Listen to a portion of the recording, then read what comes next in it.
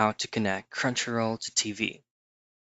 Of course, the very first thing that you want to have to double check if your smart or your current television has capable or access app store so that you can download Crunchyroll from there. If your TV does have this feature, then just simply go ahead into Google Play or any application store available on your smart TV or your current television, and then just simply download Crunchyroll from there, and you just have to log in with your account.